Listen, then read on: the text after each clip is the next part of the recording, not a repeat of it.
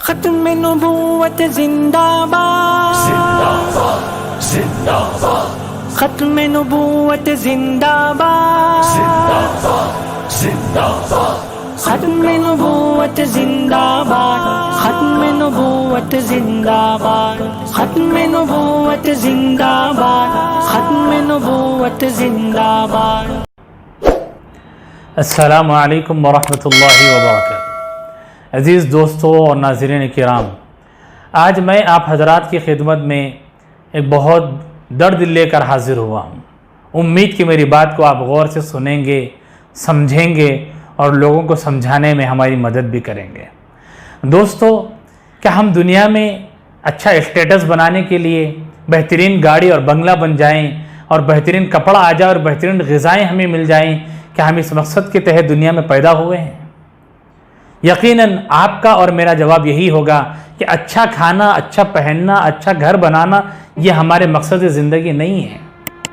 اگر یہ مقصد ہوتا تو پھر کبھی ہمیں موت نہیں آنا چاہیے تھا۔ تو پتہ یہ چلا کہ جو چیزیں ختم ہونے والی ہیں وہ ہماری زندگی کا مقصد نہیں بن سکتے، تو پھر ہم اور آپ دنیا میں کیوں آئے ہیں؟ قرآن کہتا ہے، اللہ تعالیٰ نے قرآن مجید میں فرمایا ہے، افحسبتم انما خلقناکم عبثا وانکم الینا لا ترجعون، کیا تم نے یہ خیال کر رکھا ہے کہ ہم نے تم کو یوں ہی بیکار کے پیدا کر دیا، اور تم نے کیا یہ بھی سمجھ رکھا ہے کہ تم ہماری طرف واپس نہیں آؤ گے، لوٹائے نہیں جاؤ گے؟ جب ہم بیکاری کے پیدا نہیں کیے گئے ہیں اور ایک دن ہم کو اللہ کے پاس میں جانا ہے، تو پتہ یہ چلا کہ ہم اللہ کی ایک امانت ہیں اور ہم یہاں پر کسی ایک بڑے مقصد کے تحت دنیا میں پیدا کیے گئے ہیں۔ تو وہ مقصد کیا ہے؟ وہ مقصد یہ ہے، اللہ نے قرآن میں فرمایا وَمَا خَلَقْتُ الْجِنَّ وَالْإِنسَ إِلَّا لِيَعْبُدُونَ، کہ ہم نے جنات اور انسان کو اپنی عبادت کے لیے پیدا کیا ہے، اللہ کو پہچاننے کے لیے پیدا کیا ہے، اللہ کی ربوبیت کو، اس کو الوہیت کو، اس کی وحدانیت کو پہچاننے کے لیے، اللہ کے نبی محمد رسول اللہ صلی اللہ علیہ وسلم کے اوپر ایمان لانے کے لیے، ان کی پیغمبری کو پہچاننے کے لیے، ان کی رسالت پر ایمان لانے کے لیے، جو دین اللہ کے نبی صلی اللہ علیہ وسلم لے آئے ہیں اس پر اتباع، اس کی پیروی کرنے کے لیے ہم اس دنیا میں آئے ہیں۔ عزیز دوستو، جب ہمارا مقصد یہ ہے کہ ہم دین اسلام کے فالوور بنیں، اس کے پیغام پر چلیں اور نبی کے لائے ہوئے دین اور شریعت پر چلیں، یہ اصل ہمارا بنیادی مقصد ہے۔ اور ساتھ ہی ساتھ ہماری ایک ذمہ داری بھی بتائی گئی۔ وہ کیا ہے ذمہ داری؟ قرآن کہتا ہے کنتم خیر امت اخرجت للناس تأمرون بالمعروف وتنہون عن المنکر، کہ تمہارے نکالے جانے کا مقصد یہ ہے کہ تم لوگوں کو بھلائیوں کی دعوت دو، برائیوں سے روکو۔ یہ ہمارا ایک ذمہ داری اللہ نے ہماری ذمہ داری بتائی ہے۔ لیکن ساتھ ہی ساتھ ہم سب کے پیارے اور آخری نبی محمد رسول اللہ صلی اللہ علیہ وسلم نے اس امت کو یہ بھی خبر دی کہ قیامت کے قریب ایک زمانہ ایسا بھی آئے گا کہ فتنے تم پر بارش کی طرح منڈلائیں گے اور تم پر اتریں گے، فتنوں کی بارشیں ہوں گی تم پر، اور ایسا حال بن جائے گا اس امت کا کہ ایک شخص صبح کو مسلمان نظر آئے گا لیکن شام ہونے تک وہ اسلام سے نکل چکا ہوگا، شام کو ایک آدمی مسلمان نظر آئے گا اور لیکن صبح ہونے تک وہ اسلام سے نکل چکا ہوگا۔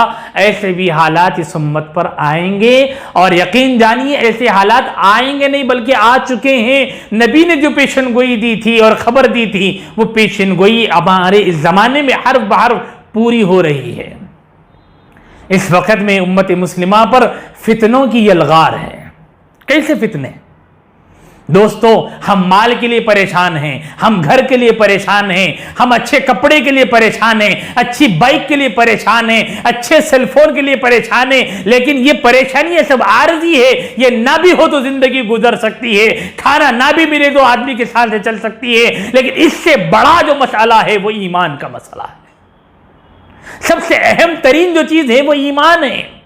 آدمی کا گھر لٹ جائے آدمی رہ سکتا ہے، آدمی کا کھانا چھن جائے رہ سکتا ہے۔ ہمارے سامنے اس کی 20 مثالیں موجود ہیں۔ کبھی کسی ہاسپٹل کو چلے جائیے، ایسے سب وہ پیشنٹ آپ کو ملیں گے جو کھا نہیں سکتے، جو پی نہیں سکتے، لیکن ان کی زندگی کی سانسیں چل رہی ہے، اللہ نے ان کی حیات رکھی ہے، جب تک ان کی زندگی رہے گی وہ جئیں گے۔ کیا جن کے پاس میں گھر نہیں ہے وہ نہیں جی رہے ہیں؟ آپ کبھی نکلیے، دیہاتوں کا رخ کیجئے، کبھی سڑکوں کو بھی نکلیے، کبھی چمچماتی ہوئی اپنے شہروں کو آپ ذرا نظر ڈالیے، آپ کو پڑوس میں ایسے بھی ہزاروں سو گھر مل جائیں گے جو جھوپڑیوں میں جی کر اپنی زندگیاں گزار رہے ہیں۔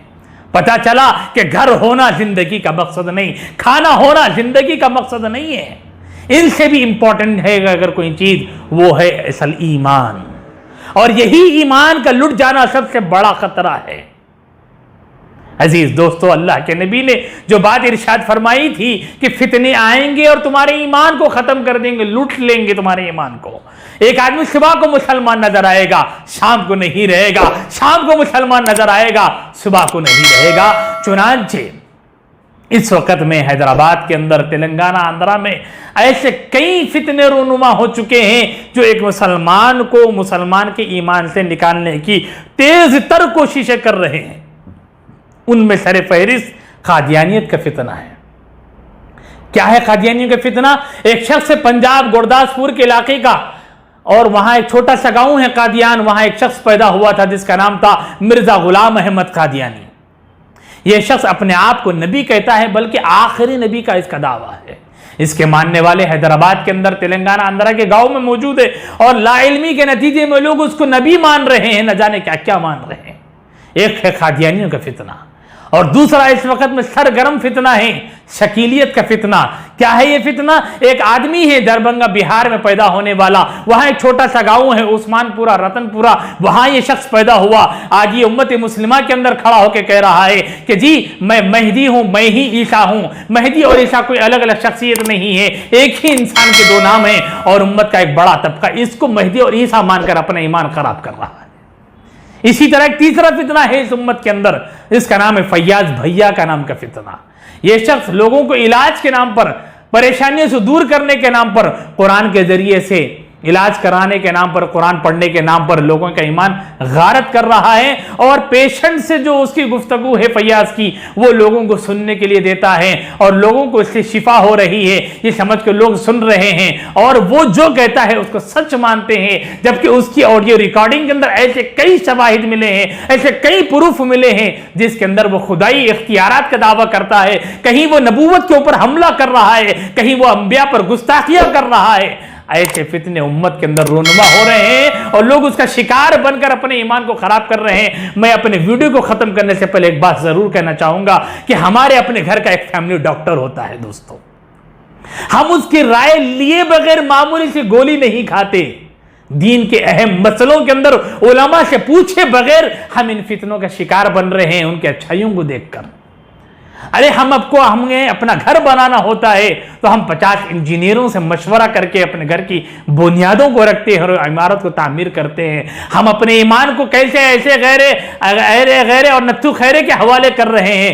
خدارا اپنے رشتے کو علماء سے مضبوط کریں، کہیں ایسا نہ ہو کہ صحیح منزل کے پانے کے راستے کے چکر میں ہم غلط راستوں کا انتخاب کر کے گمراہ ہو جائیں۔ اللہ ہمیں صحیح سمجھ عطا فرمائیں اور علماء سے جڑنے کی توفیق نصیب فرمائیں۔ آمین وآخر دعوانا ان الحمدللہ رب العالمین۔ ختم نبوت زندہ باد، زندہ باد، زندہ باد، ختم نبوت زندہ باد، زندہ باد، زندہ باد، ختم نبوت زندہ باد، ختم نبوت زندہ باد، ختم نبوت زندہ باد، ختم نبوت زندہ باد۔